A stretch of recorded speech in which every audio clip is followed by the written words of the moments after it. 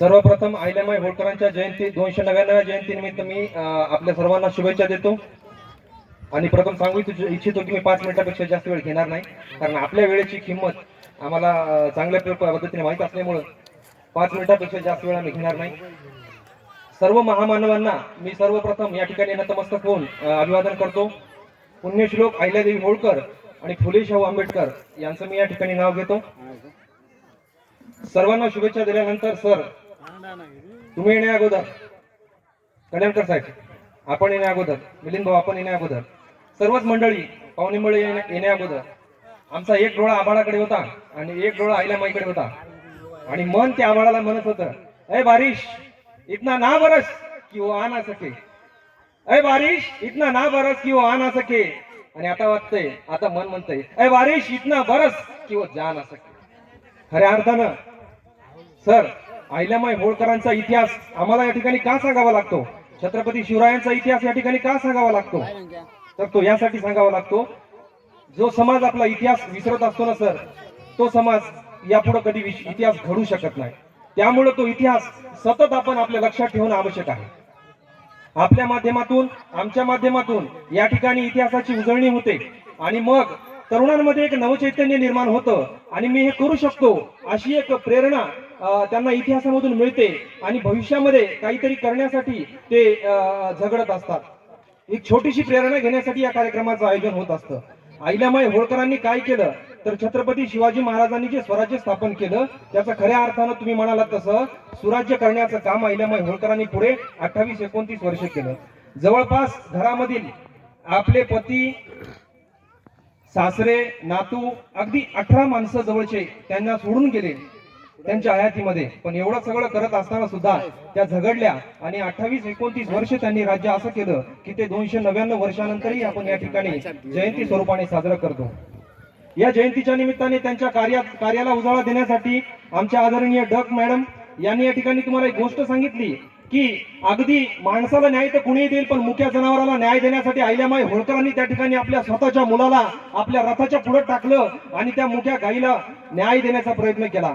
खऱ्या अर्थाने आदर्श घेण्याची गरज आहे। सर आज आपण टीव्हीच्या माध्यमातून, वर्तमानपत्राच्या माध्यमातून जो पुण्यामध्ये ऍक्सिडेंट झाला तो पुण्यामधला ऍक्सिडेंट आपण पाहतो। चूक कोणाची असेल नसेल, दोषी कोण असेल नसेल ते माहित नाही, पण आपल्या मुलाला वाचवण्यासाठी खऱ्या अर्थानं प्रयत्नशील असणारे आणि अगदी प्रशासनाला वेठीस धरणारे आज माणसं आपल्याला आढळतात। पण खऱ्या अर्थानं जर त्यांनी अहिल्यामाई होळकरांचा आदर्श घेतला असता आणि अगदी छोटीशी वाटणारी गोष्ट त्यांच्या जर लक्षात आली असती तर त्यांनी हे कृत्य केलं नसतं आणि खऱ्या अर्थानं दोषीलाच त्यांनी दोषी मानला असतं।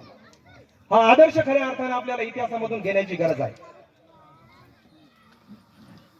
आज आपल्या नांदेडचा आदर्श अख्ख्या महाराष्ट्राने घेतला गेला पाहिजे।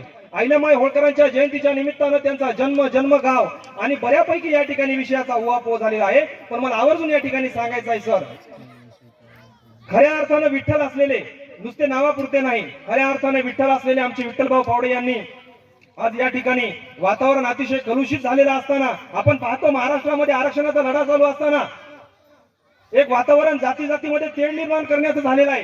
अशाही प्रसंगी खऱ्या अर्थानं विठ्ठलाचं स्वरूप असलेले आमचे विठ्ठलभाऊ पावडे यांनी या ठिकाणी आमचे 13वे वंशज अहिल्यामाई होळकरांचे भूषणसिंह राजे होळकर यांना बोलवलं आणि आमच्या या बहुजन समाजाचा बहुमान केला।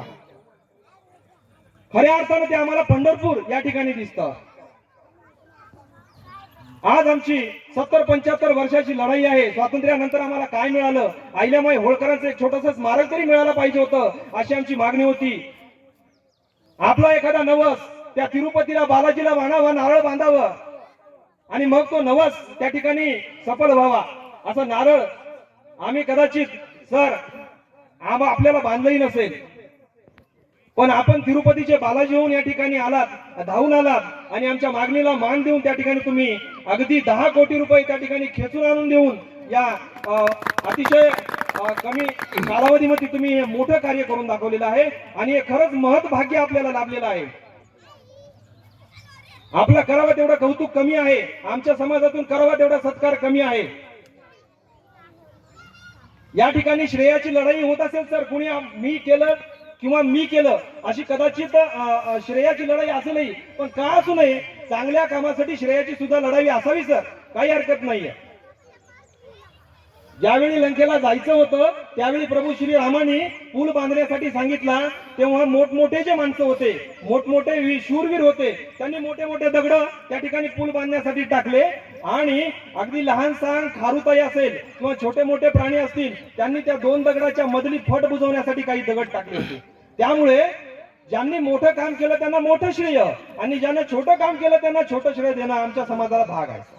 ते आम्ही जास्त त्यांना देणारच, त्यात काही लढाई नाही आहे.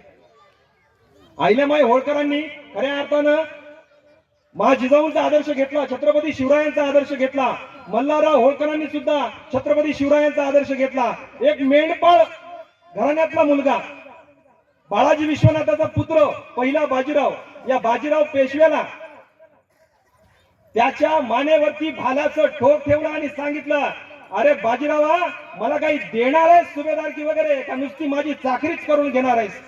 या समाजात जन्माला आम्ही आलेलो आहोत. हा समाज या महाराष्ट्रामध्ये खूप मोठा जाज्वल्य इतिहास घेऊन येणार आहे. अशा या समाजाचं प्रतिनिधित्व सर आपण या ठिकाणी करतात आहात आणि खूप चांगल्या पद्धतीचं आपण काम केलेलं आहे.